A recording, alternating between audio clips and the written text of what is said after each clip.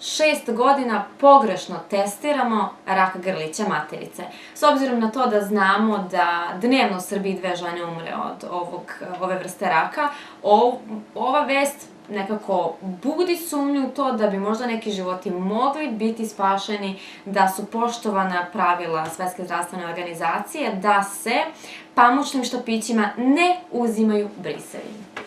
Ono što je meni ovde interesantno je da naša ministarka zdravlja upravo ove nedelje prošle nedelje, je na Utisku nedelje pričala o tome kako ona ne zna koliko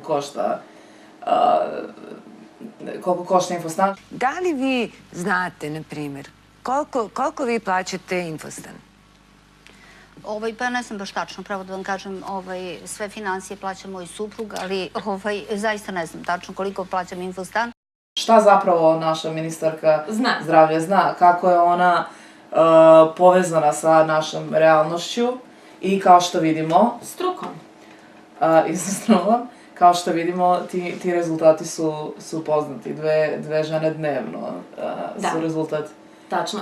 Pošto mi nismo medicinski radnici i znamo samo ono što pročitamo u medijima i eventualno malo iskopamo, zanima nas da li neko od vas medicinski radnik i kako komentariše ovu vest, da li je ovo samo lažna panika ili zaista postoji sistemska greška u lečenju ove bolesti u Srbiji. Trebalo bi uvesti što više pregleda, a na kraju kad se i ode na taj pregled ne dobije se pravi rezultat, tako da sve to veoma zabrinjavajuće. Mislim da si mi rekla da samo jednom u 3 godine možeš da po državnom računu, što bi rekli... U zakonu iz 2012. samo jednom u 3 godine u državnom trošku možete otići da se testirate na sve potrebne analize kako biste utvrdili da li ste ili ne oboleli od ove bolesti. Ukoliko želite da odete češće, vas će lekar uputiti na privatnu praksu.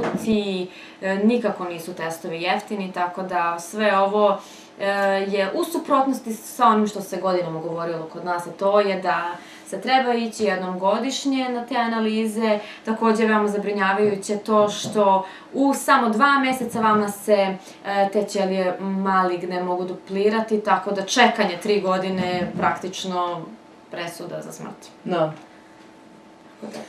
To je to. Dakle... To bi bilo to od nas. Pravo zdravstvo ili miju cipelice. Da. To bi bilo to od nas ove nedelje, gledalci. I posetite Srbiju. And after all, I'm inviting you to come to Serbia and to see that terrific place. And do the Harlem Shake.